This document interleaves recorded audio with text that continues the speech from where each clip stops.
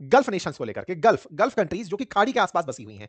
खाड़ियां, एक पर्शियन खाड़ी है और एक तरफ रेड सी है। इन दोनों के बीच में बसा हुआ ये पूरा पूरा क्षेत्र, जिसे आप मिडिल ईस्ट के नाम से जानते हैं, और इस पर्शियन गल्फ के आसपास बसे हुए देश जिन्हें खाड़ी देशों के नाम से जानते हैं, उनके लिए ये साल काफी जबरदस्त दिलचस्प रहा है। चाहे शुरुआती तौर पर देखा जाए तो इसराइल का लेबनान से झगड़ना रहा हो, इसराइल का गाजा से लड़ना रहा हो, इसराइल का ईरान से लड़ना झगड़ना रहा हो, अमेरिका का सीरिया में बम फोड़ना रहा हो, इसराइल का सीरिया से झगड़ना रहा हो, सब लगभग आपस में मूड फुटअव्वल में लगे हुए हैं। इसी बीच में यमन से निकलकर इसराइल की तरफ जाते हुए बमगोले भी आपने खूब सुने हैं। ताजा ताजा अपडेट जो है वो ये कि ये एक देश यहां पर आपको दिख रहा है, नाम है जिसका यूएई, और ये देश झगड़ लिया है अपने पड़ोसी देश सऊदी अरब के साथ में। ये जो आपको सबसे बड़ा देश इस क्षेत्र का दिखता है, सऊदी अरब, जो कि पर्शियन गल्फ से लेकर के लाल सागर तक फैला हुआ है, इन दोनों देशों के बीच में साल के अंत होते होते झगड़ा हो गया है। और ये झगड़ लिए तो इसका असर किस पर पड़ेगा? मैं ये जब बात बोल रहा हूं असर किस पर पड़ेगा, इसके पीछे का लॉजिक जान लीजिए। असल मायने में सऊदी अरब ने हाल ही में पाकिस्तान के साथ में एक टाई अप किया हुआ है, और वो टाई अप ये है कि सऊदी अगर युद्ध में जाता है तो पाकिस्तान उसके साथ रहेगा, और पाकिस्तान युद्ध में जाता है तो सऊदी उसके साथ रहेगा।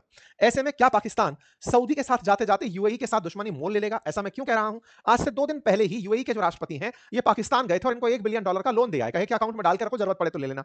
यहां पर यूएई की तरफ से पाकिस्तान के अंदर जिस तरह का इन्वेस्टमेंट है, और तो और पाकिस्तानी जितना भर भर के दुबई के अंदर डले हुए हैं, उन सबके हालात क्या होंगे अगर ये लोग आपस में झगड़ दिए? बड़ा ही विचित्र है। कौन किसका सगा है पता नहीं। अब तक केवल जो पता था वो ये कि शिया मुसलमानों के लिए ईरान है और सुन्नी के लिए सऊदी है। लेकिन सुन्नी मुसलमानों में भी सुन्नियों के 2 दोस्त आपस में, सऊदी और यूएई, अगर ये भी लड़ लेंगे तो ये तो एक बहुत बड़ी खबर बन जाएगा। और लड़ेंगे ही नहीं भाई साहब, गोला बारूद चला देंगे। जो ये तस्वीर आप उठती देख रहे हैं, ये यूएई के ही विमानों, ये यूएई के ही असलहे पर, हथियारों पर सऊदी की तरफ से चलाए गए वेपन्स हैं। अक्सर ये क्लेम इनके ऊपर आया करता था। ये हालांकि अभी गए हुए हैं अमेरिका और वहां जाकर के ईरान में आग बरपाए हुए हैं। खैर, पूरा की पूरा मिडिल ईस्ट अपने आप में एक चर्चा का विषय बना हुआ है। तस्वीरें जो आपके सामने आपको दिखाई दे रही हैं आग लगती हुई, ये उन वाहनों में लगी हुई आग है, ये उन सैन्य उपकरण के साथ जो सामान में लगी हुई आग है, जिसकी चर्चा आज आप और हम कर रहे हैं। अब सवाल यह है, सर कहां झगड़ लिए? बैटलफील्ड क्या था? आपस में लड़ लिए क्या? नहीं साहब, बैटलफील्ड चुना किसी तीसरे को, और वो नाम है यमन का। यमन में आप लोगों ने हूतियों और हदियों के बारे में सुना होगा। आपसे कई बार हमने एक जिक्र किया है, और वो ये कि ईरान समर्थन देता है हूतियों को, और हदियों को समर्थन प्राप्त है सऊदी का। इस तरह से यमन में 2 बड़े